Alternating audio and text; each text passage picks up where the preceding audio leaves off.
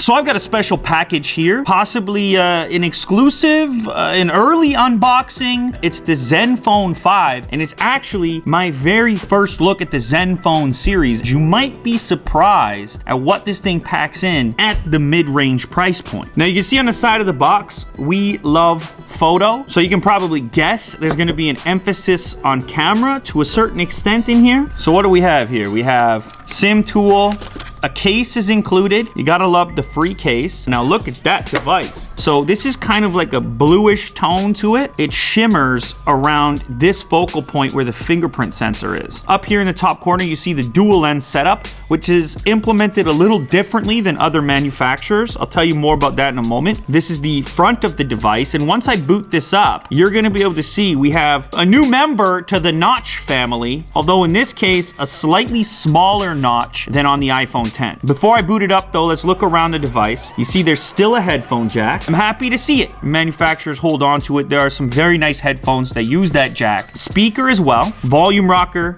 power switch on the right hand side, and then the SIM tray over here on the left. And you'll see you have expandable storage as well. Also inside the package, we have a quick charger, a headset with an in-ear style, which I always like to see and get the right fit. You have some extra ear tips as well. Many manufacturers aren't including headsets at all anymore, so this is good to see. Also, Type-C cable to keep it all charged up. Okay, let's power up the device here. Now, since I'm filming this just before the announcement, price is not exactly official. This thing is gonna compete in the same territory as something like the OnePlus 5T. Now there's gonna be different versions of the Zenfone 5. There's gonna be the 5, the 5Z, and the 5 Lite. This one is right in the middle of the three. I can speculate a little bit here. I think this is gonna slot into the mid-range, and I think it's gonna represent some pretty decent value. So there you get your first look at the notch cutout. We can thank Apple, of course, bringing on this trend, but at least it shrunk down a little bit in this case. Surprisingly, this is a 6.2-inch display. It's very easy to hold on to. But of course, when you're watching video and whatnot, you have to get used to that notch sitting up there. Now, I do wanna test out the fingerprint reader as well.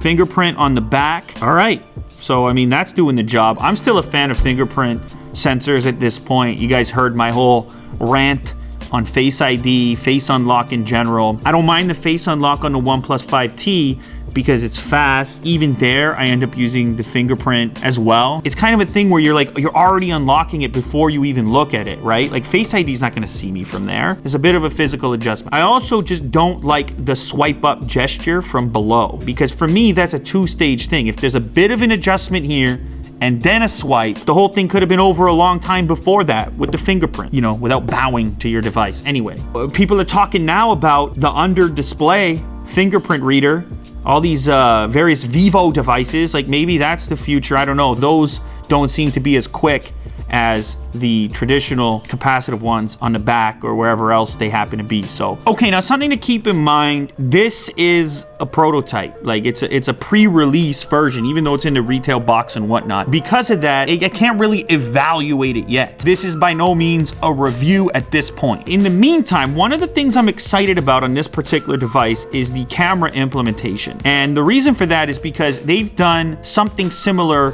to LG, where they opted to use the second lens as a wide angle lens, as opposed to just contributing to portrait data for depth of field or low light performance. And you can see that's represented at the bottom here by these indicators. You got the 1 mountain or the 3 mountain to get the wider angle perspective. I'm gonna show Will what I'm talking about. There we have the stock main camera, and if I switch over to wide, I mean, you can already see my knuckles in the corner here being picked up by the lens, so that's just how wide it is. Maybe a better demo of this is if I use it on myself here. So you can imagine, I mean, I could get like one more person in the frame here, but on the wide angle, I mean, I could get like 2 people over there. I just really like wide angle cameras. It's a nice implementation. So it looks like the wide sensor is an 8 megapixel sensor, and when I switch to the main camera, you see it switches to 12 megapixels. So that's something to keep in mind, okay? So wide has no problem seeing that thing, and it's right up in the grill. Now also you've got a pro mode, which gives you access to all kinds of settings here. If you wanna go in and toggle, you wanna play with the white balance,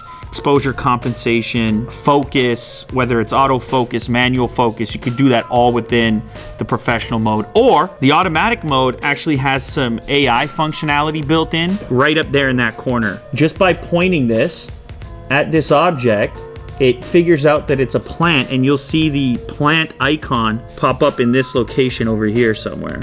It's able to learn and figure out what these objects look like frequently, adjust the camera settings accordingly, so you end up with an image like that there.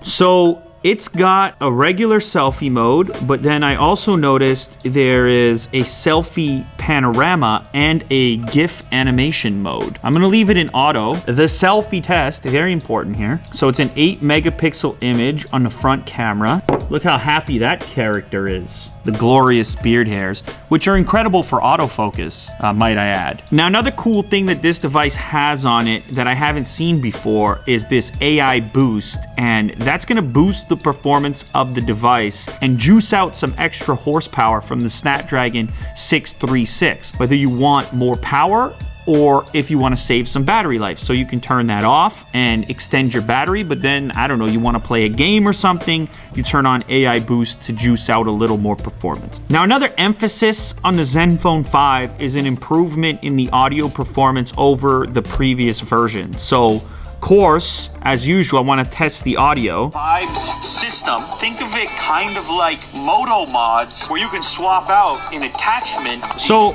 the implementation is actually kind of similar to the new Galaxy S9, where you have audio coming out of the earpiece up here as well as on the bottom, and each one kind of represents different frequency range. So you get a little more high end out of this one in clarity, the low end and the bass comes out of the bottom one. Bank, 150 times your battery charge. And you can tell when you cover up the bottom one how that operates. Would you look at these unusual? This is the charge dock, so that the speaker is ready to go when you want to take it with you. This also has. We're gonna listen to that. Oh wow, I like what they've done with the speaker here. Certainly for watching YouTube, there's a lot more clarity coming out of this one, which is weird because this has 2 forward-facing speakers. There might be a little bit more bass on the Pixel 2 XL, but overall, I think the experience on this one is somehow more pleasing. That's one of the louder phones that I've tested, absolutely. Play music and create your own audio effect with the customized equalizer. This is out of the box here. Fine-tuned audio output that fits your headphone configuration. Remember, you do have a headphone jack. DTS surround sound for your headphones. We have normal settings, settings for pop, rock, vocal, and of course custom, which allows you to toggle in your favorite equalization settings. And then there's also sliders for bass and treble, and you can save your own custom equalizer.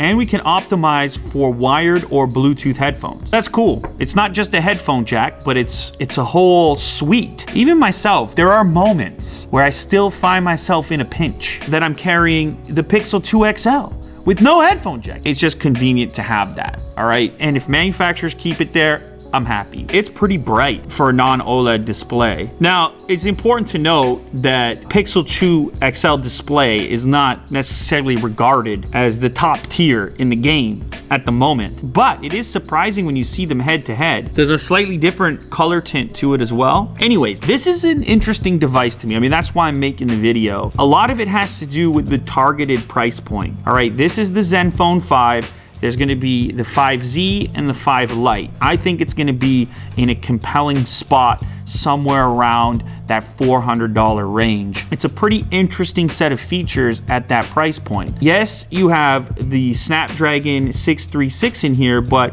you add to it the ability to boost up some of the performance or toggle it back for power efficiency, which that's gonna be a very power efficient chip for battery life. And the implementation that they went with on the dual camera setup with the wide angle lens. Of course, we're gonna see more about camera performance on this thing over time when I can evaluate the final software. But the package as a whole, with the large display and the small form factor, if you can get used to the notch life, or if it's something that doesn't bother you, or if it's something you saw on the iPhone and you were like, where is the Android version of that? I believe we have our first player in that space right here in the Zenfone 5. You can begin to make that comparison. I'm gonna keep my eye on this one. If you guys want me to dive a little deeper when the final software is out, really get into the nitty-gritty, compare it to some other players at this price point, then do me a favor, leave a thumb down below just to let me know you're interested in this device, and I'll go ahead and do that. But for now, there it is, the Zenfone 5, unboxed here